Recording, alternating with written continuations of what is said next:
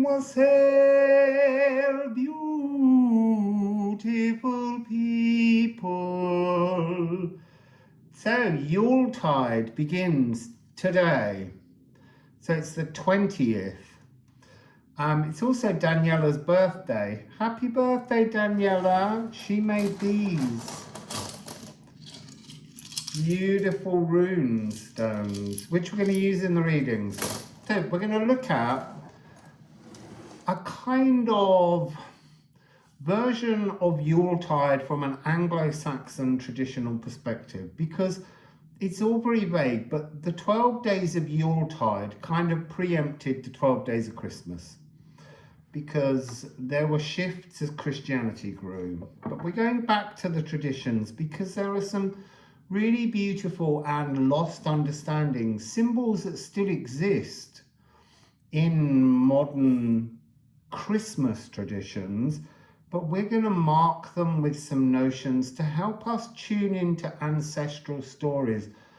And the interesting one is we're beginning today with a festival that was an Anglo-Saxon celebration that was called Mōðranæht, so the Mother's Night. And it always comes the day before the solstice. And solstice is the dark of the winter. It's the day when the sun, the sol, and remember the sun in the early Norse and Anglo-Saxon mythology was female.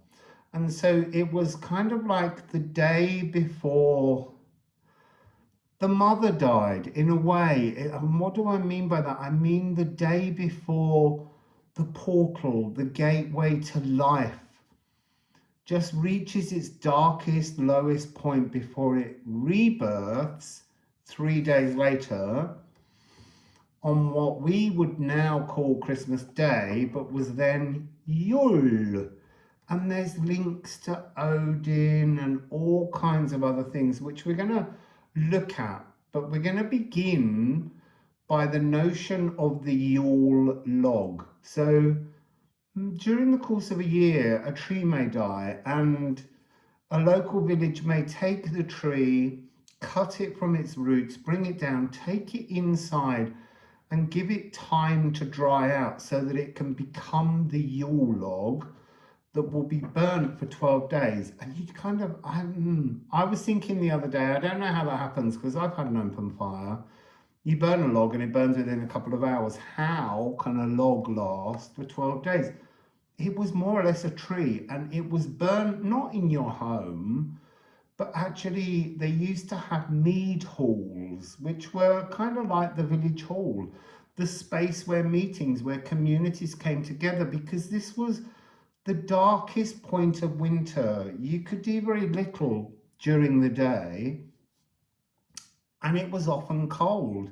And so the communities would gather together, and we're going back a long way. And that's why there is an energy in this Mother's Night, this Mōðranæht, or night, it depends how you want to say it, that there was this ancestral womb portal through which all life here on Earth began. It's Empress frequency in many ways being celebrated. And very often, most of our religious traditions are built around the notion of a masculine god. And actually, most of the very earliest religions were female deities, Gaia energies, voluptuous goddesses that made life, because that was the most magical moment. So this is the beginning of life. This is the day the log is brought in. This is the day that the males in society go a-hunting for a boar, or they sacrifice their weakest cattle who may not make it through the winter so that they can feast and they can make it through. So there's a change in diet here, a celebration, a coming together. Community leaders would gift people with presents so that it would secure their loyalty throughout the year. So this really is a very ancient moment of coming together to create things.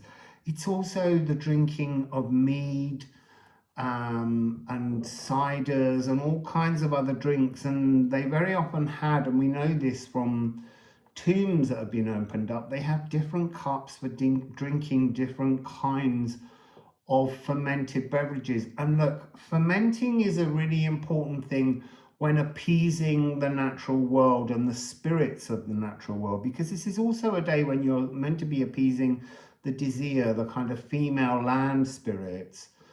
So it totally fascinates me, because one of the messages that comes through quite often is gifting spirits, deities, nature spirits in particular, with earth spirits, with fruits and flowers. They're just like, yeah, I know, I made that. I made that apple that you're giving me back.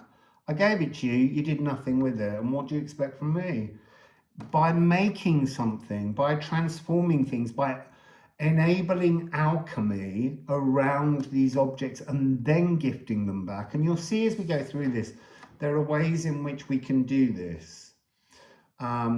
Including echoing the washing of the roots of trees, but these are all be sort of explained on different days over the 12 days of Christmas. So we're on Mother's Night and we're preparing a great feast. And one of the most important things today is to bake, is to go and make biscuits and things that you can eat, sweet meals, things that have fruits in them, in order to kind of just use up the remainder of old stock before the New Year's harvest sets in, because there's always an overlap. So we're on Mother's Night. I have the Liffruma Rune deck. If you're interested in the Liffruma Healing Oracle deck, you can buy it at liffruma.com. Don't know whether you'll get it by Christmas or by Yule, but you can sure try. So let's just see what's coming in.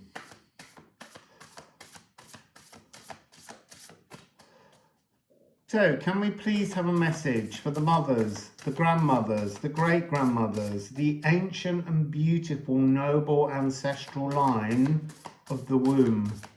Because that's really what's coming through here, is the ability to create and sustain life. So I want to say there's an energy strongly coming through of the reminder, while the men are out hunting for the wild boar as a traditional Yule activity, they're bringing in the log, the fuel, the fire on which the mother can not just sustain life through building things, but feed a community to sustain a future. It's a really wondrous energy in the dark of the winter. Remember, winter was a really powerful energy back then. People gathered together. Oh, this is so beautiful. This is the needle. The needle is the tiny hole through which the thread of life is threaded. I almost want to say egg and sperm energy coming through here. Maybe it's a night of lovemaking too. In the dark of the winter, two bodies can warm up each other. Activity. It's really beautiful. This notion, it's the gift of the elves. It's the gift of the spirits in the world. Is the ability, the eye hole of a needle, the ability to, the alchemy of precision healing and curing, mending all, correcting directions and stemming pains with invisible scenes. This is the review of the year.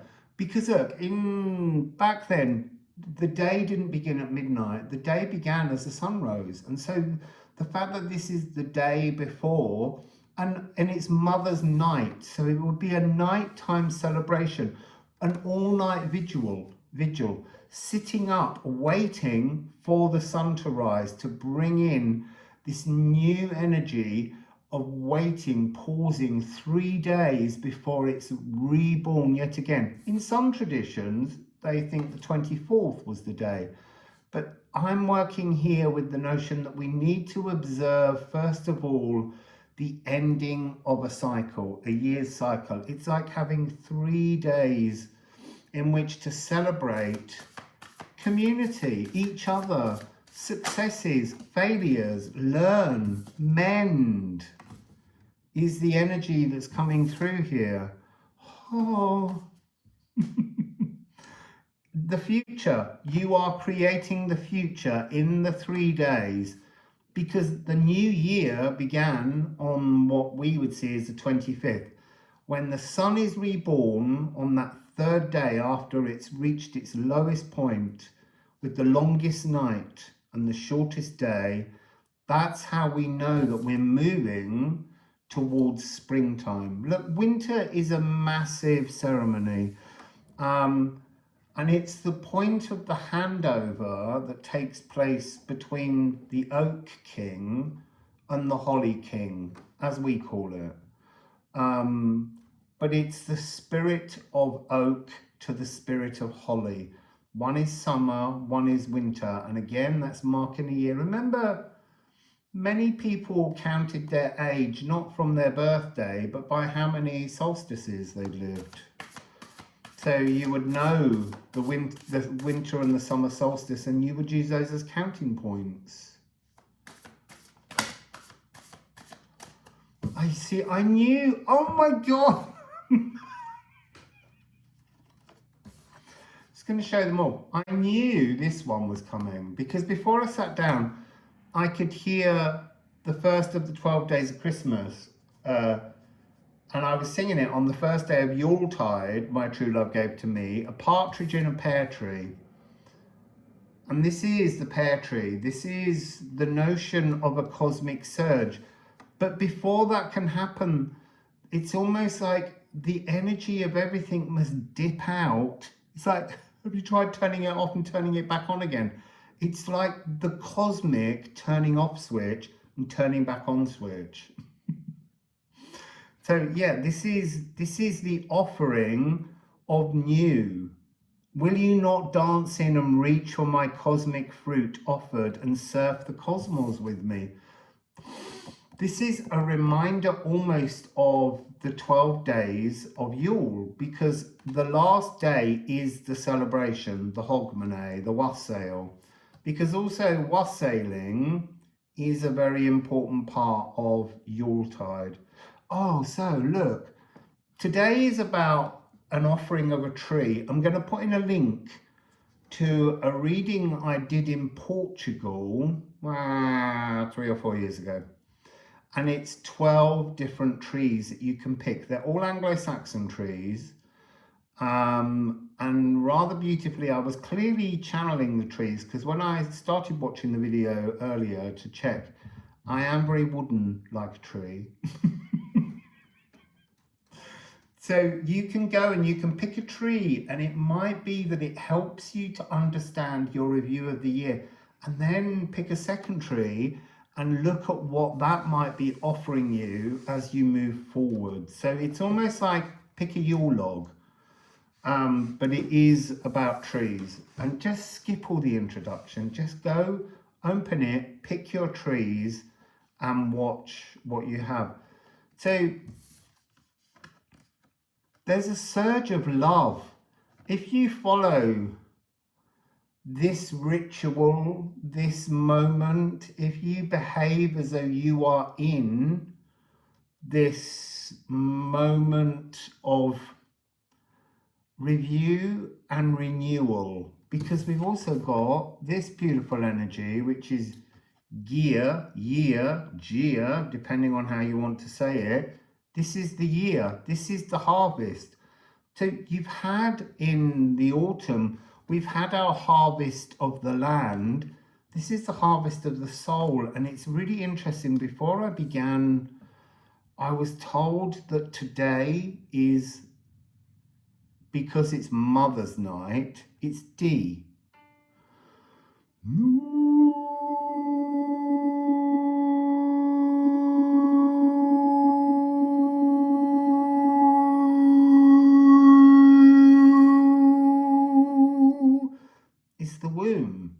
celebration.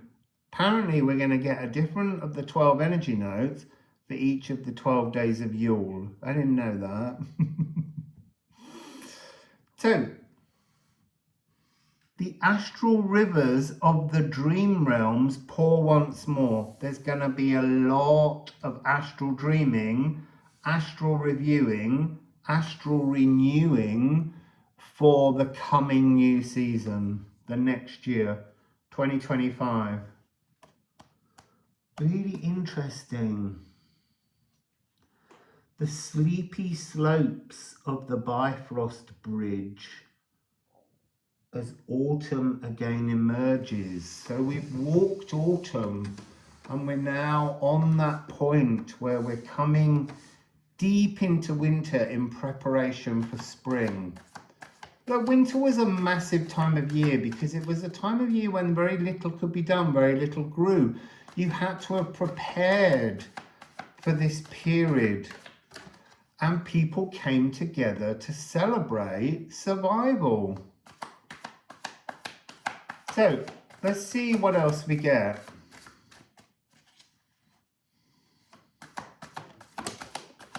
Oh, that's gone a really, really long way away.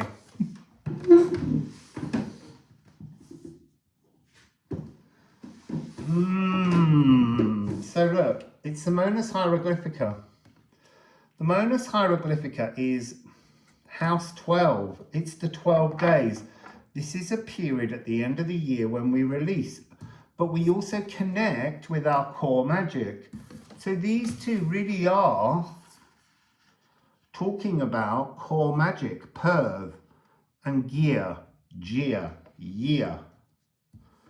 And it's all based on the inspiration of refinding love. You see, look, that's so interesting. I was thinking how 14 frequency, which I don't talk about often, is a kind of inevitable music of the spheres kind of frequency that has to happen. This is 58, which is 13, divine inspired elven light, and there will be elves associated with one of these days that are coming up. And then we have 12. So the inevitable energy of the music of the spheres inspiring us from a divinely high elven ring frequency and bringing that down and wiring it into the 12 frequency of the physical world, but as the future.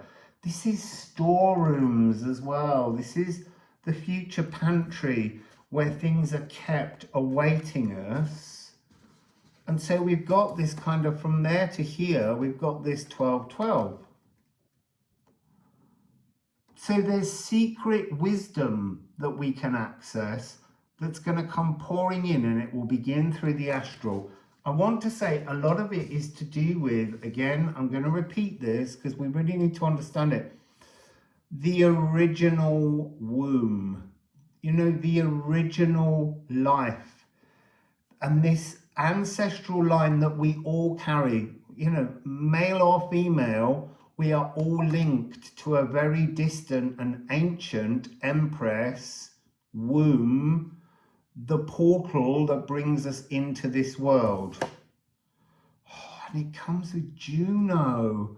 And here's the most beautiful thing about Juno, the goddess guiding babies to the light at birth. It couldn't be more clear. It's this 6-12-24 frequency. 6-12-24. 6, 12, and then those two together, 12 and 12, 24. It's all contained within two cards. It's less complicated. And we had that day just the other day, the 6th of the 12th, 24. It's a really important day. There's a reading for it. You can go back and look at that as well. All these readings that we've had prepared that come out of time and then have references back to them. So what is this secret wisdom? Well, it is mother energy, creation energy. It really has got that sacred, geometric science as magic. like a reaffirming and understanding. This is a masterclass in mother frequency, the mother masterclass that's coming through. Truly, truly amazing. So I've got another message coming in, but before I do that, here is a little reminder that we are trying to get ourselves to Morocco to, it's not just that cromlech. The cromlech is what's calling, but yesterday more sites began to come through to me. Some ancient cities and things that we can all go and explore that have energies that we need to experience. So this is a reminder. Here's an image of the cromlech, and it will be really great if you're enjoying my readings, enjoying my channel. Please remember, I don't hide any of my readings behind a paywall like most readers do. I trust you as a group of subscribers and friends to make donations to my channel, and I trust you because you're all beautiful people. I don't need to trick you. I'm just asking for you to assist me and to make donations to reward me for all the good hard work I do to create this channel and to help us all journey towards a better future. And look, all of this energy here, this is future frequency. But you have to enable that. I'm doing my part, you do yours. Thank you. So, this next message, I need to get some cards. I went yesterday to Albi, and although Henri is around and I feel him, I couldn't sleep easily last night because Henri's in there. He's kind of giving me the energy of creation. He's sketching, he's painting, he's scratching, he's making art. He's showing me that energy, that desire. No, not desire. It's like an impulse. He's compelled to create, and that's what he was doing. He was compelled to create. But yesterday, the energy I came away with that I couldn't shake was his mother. And now I'm here today in this Mōðranæht, this mother's night. I see his mother. I see the sadness. I see an energy from her that needs to be explored as a kind of ending to this message. So let's just tune into Adele, Henri's mother, and see what message. So we have, it's interesting, we're beginning with horse, movement. There's something here that feels like she wasn't allowed off the horse. It was very hard to not be, I want to say, like forced to ride somebody else's journey, not her own. So this energy, because she was a countess, she was from a very aristocratic noble family. She was forced to marry her first cousin. There'd been lots of inbreeding within that family for a very long time. And it's also, there's a thing about the Cathars that I also went to. The Cathars were a group of people in this Occitan region of France that was there was a genocide committed by Catholic authorities to remove all of these Cathars. They were a different kind of religion, and part of it was that the old Count of Toulouse was removed, and she married the later descendants of the new Count of Toulouse.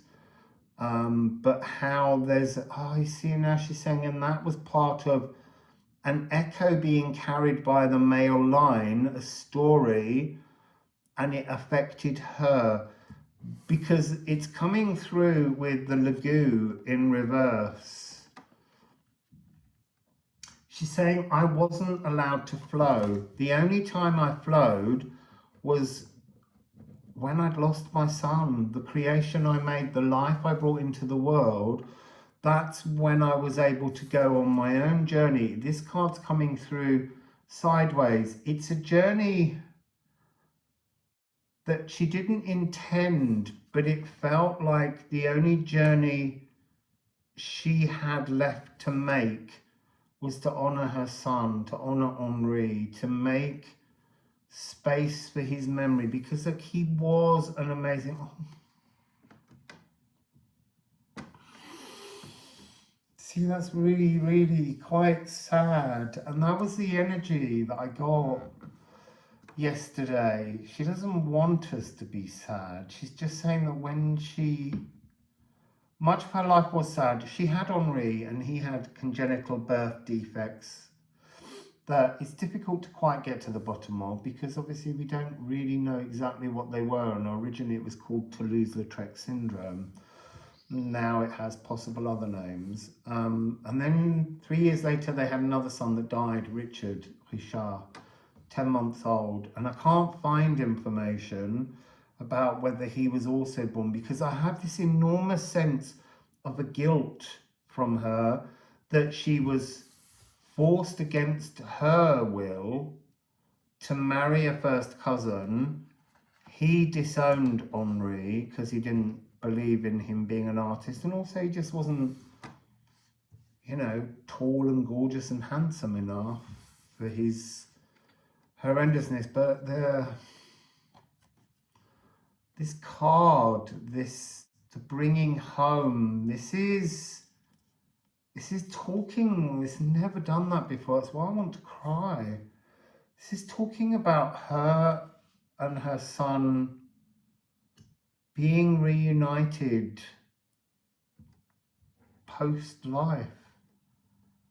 The Bifrost, the autumn, the winter, being back together, being able to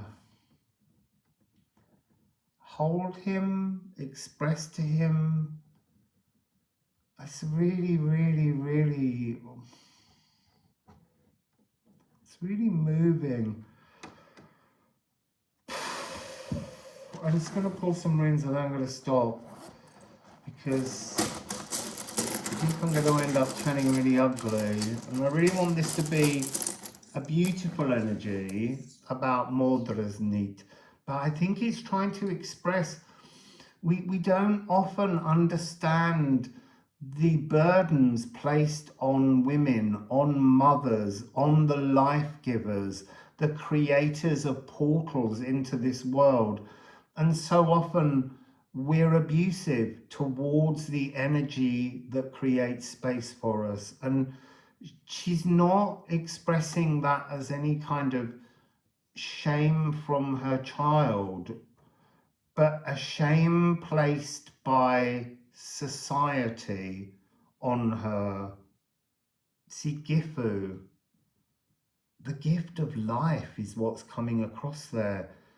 Being the space and place in time in a map of existence through which, oh God, so gorgeous.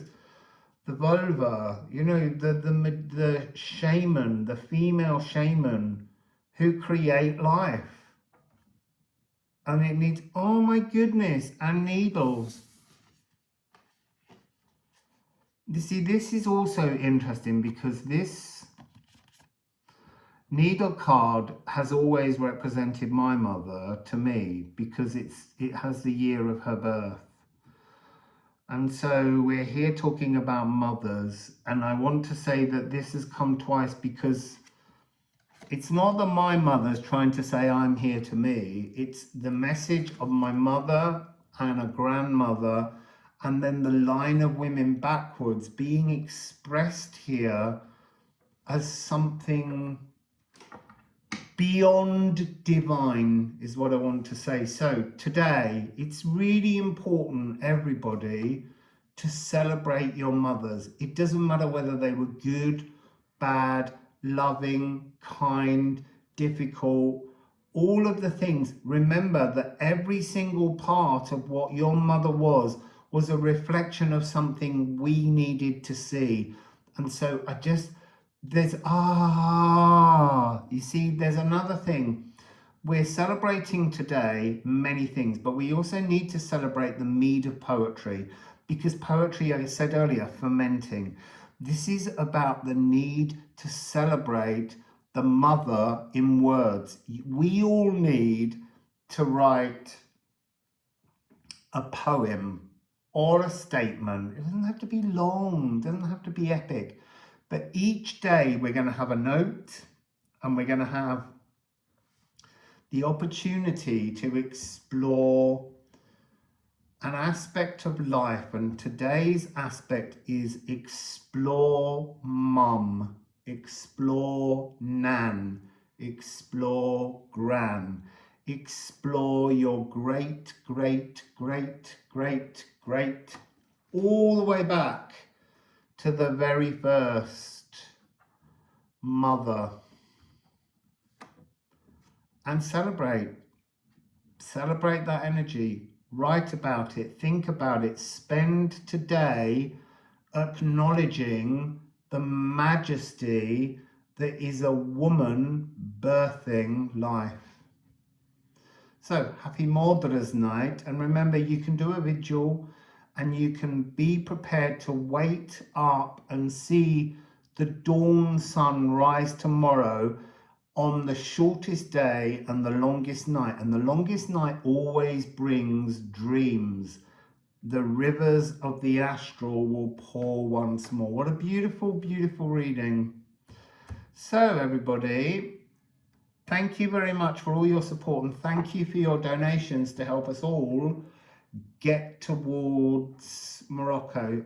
Some of you have been so generous, and I think I'm now halfway towards my target, and I'm so impatient. I want to go tomorrow, so press thumbs up as well. Wassail.